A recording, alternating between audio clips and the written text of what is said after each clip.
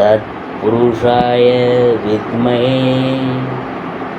महादेवाय धीमहि तन्नो रुद्रा प्रचोदयात्. அனைத்து நண்பர்களுக்கும் பிறைசூடன் சார்பாக அன்பான வணக்கங்கள். இந்த வீடியோ பிடித்திருந்தால் லைக் பண்ணுங்கள், ஷேர் பண்ணுங்கள், கமெண்ட் பண்ணுங்கள், மறக்காமல் சப்ஸ்கிரைப் பண்ணுங்கள். வாங்க வீடியோ பார்ப்போம். தீபாவளியில் லட்சுமி நாராயண ராஜயோகம் எந்த ராசிக்கு பணம் கூரையை பிச்சுட்டு கொட்ட போகுது, அதை பற்றி நாம் பார்க்க போகிறோம்.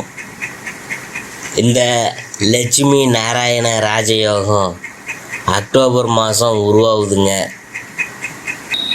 உண்மையில் பார்க்கும்போது லட்சுமி நாராயண ராஜயோகம் இந்த மாதத்தில் 2 ராசிகளில் 2 முறை உருவாகுது. முதல்ல துலா ராசியில் சுக்கிரன் மற்றும் புதன் இணைவு இருக்கும். அக்டோபர் மாதம் 13ஆம் தேதி புதன் துலா ராசிக்குள் நுழைகிறார். சுக்கிரன் ஏற்கனவே இருக்கும் இடத்தில், அதன் காரணமாக லட்சுமி நாராயண ராஜயோகம் உருவாகும். இதன் பிறகு விருச்சிக ராசியில் சுக்கிரனும் புதனும் இணைவதால் மீண்டும் இந்த யோகம் உருவாகும். வேத ஜோதிடத்தின்படி லட்சுமி நாராயண ராஜயோகம் உருவாவதால் ஒரு நபர் திடீர் நிதி நன்மைகளை பெறுகிறார். இப்படிப்பட்ட சூழ்நிலையில் லட்சுமி நாராயண ராஜயோகத்தின் மூலம் தீபாவளி அன்று ரிஷபம், சிம்மம், துலாம் உள்ளிட்ட 5 ராசிக்காரவங்க லட்சுமி தேவியின் சிறப்பு பாக்கியத்தை பெற உள்ளனர். செல்வமும் மகிழ்ச்சியும் பெருகும். ஆண்டியாக இருந்தாலும் சரி, அரசனாக்கும் லட்சுமி நாராயண யோகம். இந்த லட்சுமி நாராயண யோகம் புதன் மற்றும் சுக்கிரன் சேர்க்கையால் யோகம் உருவாகும். புதன் புத்திசாலித்தனம், ஞானம் மற்றும் மகிழ்ச்சி ஆகியவற்றை வழங்கும் காரணியாக இருக்குது. அதே நேரத்தில் சுக்கிரன் அழகு மற்றும் ஆடம்பர வாழ்க்கையை வழங்கும் காரணியாக இருக்குது. லட்சுமி நாராயண ராஜயோகம் ஏழையாக இருந்தாலும் பணக்காரராகும் சில சுபயோகங்கள் இருக்குது. லட்சுமி நாராயண யோகம் அத்தகைய சிறப்பு யோகம்தான். கிரகங்கள் அவ்வப்போது ராசி அல்லது நட்சத்திரங்களை மாற்றும் பொழுது சுப மற்றும் அசுப யோகங்கள் உருவாகுது. வேத ஜோதிடத்தின்படி கிரகங்களின் ராசி மாற்றத்தினால் சில சமயங்களில் ராஜயோகம் உருவாகுது. ராஜயோகம் உருவாவதனால் அனைத்து ராசிகளுக்கும் சுப மற்றும் அசுப பலன்கள் காணப்படுகின்றன. வாழ்க்கையில் ஒருவருக்கு சகல ஐஸ்வர்யங்களையும் அருள்பவர் மகாலட்சுமியே ஆகும். செல்வங்களின் தேவதையாக விளங்குபவர் மகாலட்சுமி. அழகு, செல்வம், மகிழ்ச்சி, அன்பு, கருணை, அமைதி ஆகியவற்றின் ஆதாரமும் அவர்தான். திருமகள் என்றும் அலைமகள் என்றும் மலர்மகள் என்றும் மகாலட்சுமி பக்தி பரவசத்தோடு பக்தர்களால் போற்றப்படுகிறார். லட்சுமி என்ற சொல்லுக்கு நிகரில்லாத அழகி என்று பெயர். அழகு பிரதிபலிக்கும் இடங்களிலெல்லாம் திருமகள் காட்சி தருகிறாள். இத்தகைய லட்சுமியை விஷ்ணு தன் இதயத்தில் இடமளித்து சீனிவாசன் என பெயர் பெறுகிறார். நாம் இந்து மதத்தில் மும்மூர்த்திகளின் ஒருவரான விஷ்ணு காக்கும் கடவுளாக அருள் புரிகிறார். உலக உயிர்களின் தாயாக மகாலட்சுமியும் அவரோடு இணைந்திருக்கிறார். மகாலட்சுமியின் ஒவ்வொரு அவதாரத்திலும் மகாலட்சுமி அவருடன் அவதாரம் செய்கிறார். நாராயணன் என்று விஷ்ணு அழைக்கப்படும் போது நாராயணியாகிய மகாலட்சுமி அவருடன் இணைந்திருக்கிறார். பார்க்கடலில் இருந்து தோன்றிய மகாலட்சுமி தரித்திரத்தை போக்கி தனத்தை அளிக்கும் சக்தி பெற்றவள். இல்லாமை என்ற சொல்லை இல்லாமல் செய்பவள். அதோடு ஒருவருக்கு பொன்பொருள் ஆடை ஆபரணங்களை தருவதும் மகாலட்சுமியே. ஒருவருடைய ஜாதகத்தில் லக்னாதிபதி அதிகம் பலம் பெற்று ஆட்சி உச்சம் போன்ற நிலை பெற்று 9ஆதிபதி ஆட்சியோ உச்சமோ பெற்று கேந்திர திரிகோணங்களில் நிற்கிறது லட்சுமி யோகத்தை தரும். சாதகத்தில் லக்கணத்திற்கு 9ஆதிபதி மற்றும் சுக்கிரன் கேந்திர திரிகோணங்களில் இருந்தாலும் ஆட்சி உச்சம் பெற்றாலும் லட்சுமி யோகம் ஏற்படும். செல்வத்தின் அதிபதியான லட்சுமி தேவியை குறிக்கும் சுக்கிரகோளின் வலிமையை கொண்டு இந்த யோகம் விவரிக்கப்படுது. இந்த யோகத்தை ஜனன ஜாதகத்தில் பெற்ற ஒருவன் அனைத்து செல்வங்களையும் பெற்று அரசனுக்கு நிகரான விளங்குவாங்க. நல்ல குணங்கள் உடையவராகவும் அழகாகவும் புகழ் பெற்றவராகவும் இருப்பாங்க. செல்வ நிலையில் உயர்வு தருவராகவும் இருப்பாங்க.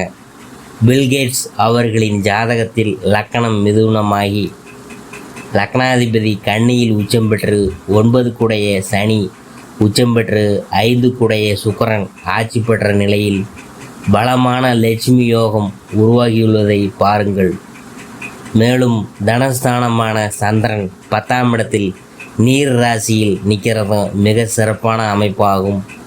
அது மட்டுமா, லக்னாதிபதி உச்சம் புதன் உச்சம் பெற்று சந்திர கேந்திரத்தில் நின்று பத்திர யோகம் என்னும் பஞ்சமகா புருஷ யோகத்தை ஏற்படுத்தியுள்ளதையும் பார்க்கலாம். மேலும் சூரியன் ஆட்சி பெற்ற சுக்கிரனோடு இணைந்து நீசபங்கம் அடைந்த 6ஆம் இடமும் நீர் ராசியுமான விருச்சகத்தில் ராகு நின்றதும் ஒரு காரணமாகும்.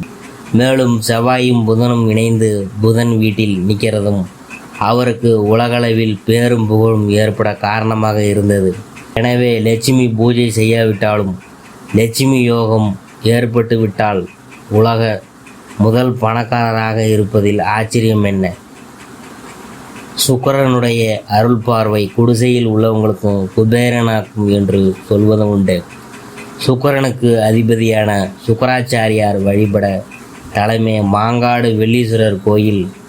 திருமால் வாமன அவதாரம் எடுத்து மகாபலி சக்கரவர்த்தியிடம் 3 அடி மண் கேட்டபோது மண்ணை தடுக்க முயற்சித்த குரு சுக்கிராச்சாரியார் முடியாததால் தானே வண்டாக உருவெடுத்து நீர் வார்க்கும் கெண்டலியின் வாயை அடைத்து கொண்டார்.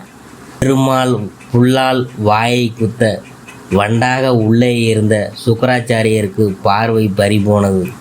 பின்னர் உலகையும் திருமால் அளந்தார்.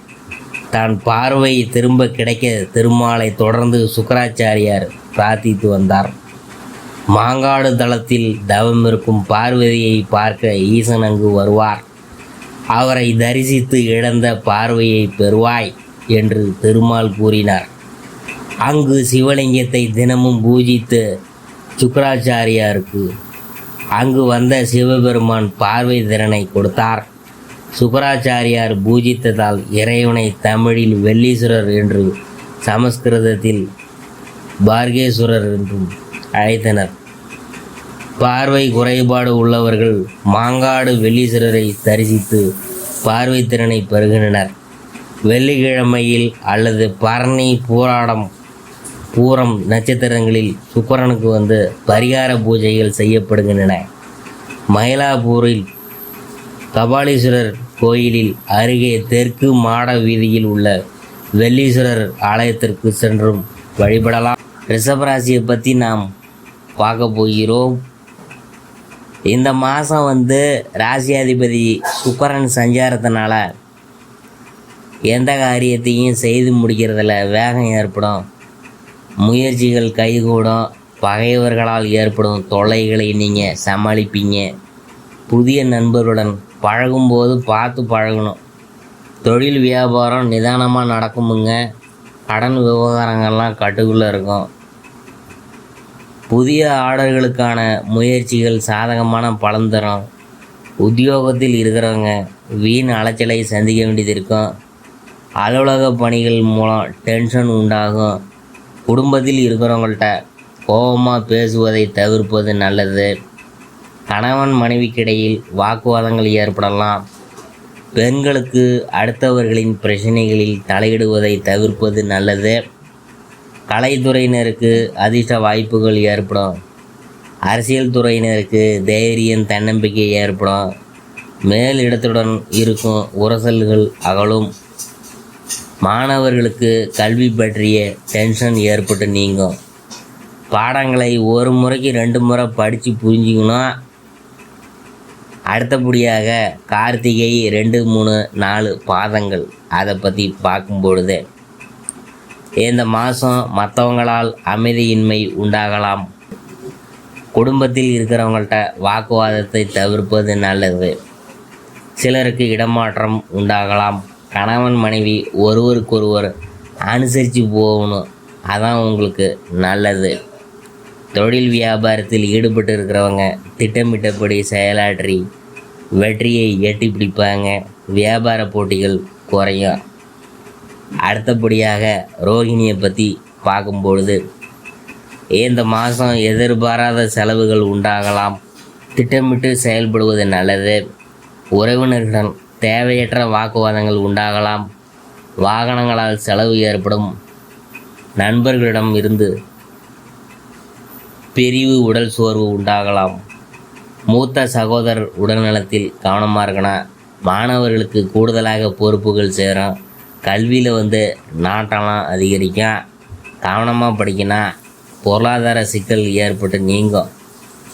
அடுத்தபடியாக மிருக சீரிசம் 1, 2 பாதங்கள் அதை பற்றி பார்க்கும்பொழுது இந்த மாதம் தொழில் வியாபாரத்தில் இருந்த போட்டிகள்லாம் நீங்கி விருத்தி அடையும். பொருள்களை வெளியூருக்கு அனுப்பும்போது கவனமாக இருக்கணும். உத்தியோகத்தில் இருக்கிறவங்க வேலை பார்க்கும் இடத்தில் கவனமுடன் பழகுவது நல்லது. பேச்சு திறமையால் காரியங்களை எளிதாக செய்து முடித்து வெற்றி காண்பீங்க. சரியான நேரத்தில் உறங்க முடியாத சூழ்நிலை உண்டாகும். கணவன் மனைவிக்கிடையே இருந்த மனக்கசப்பு மாறும். பரிகாரம் என்னன்னு பார்க்கும் பொழுது அஷ்டலட்சுமிகளையும் வணங்கி வர மனதைரியம் கூடும். பண கஷ்டம் குறையும்.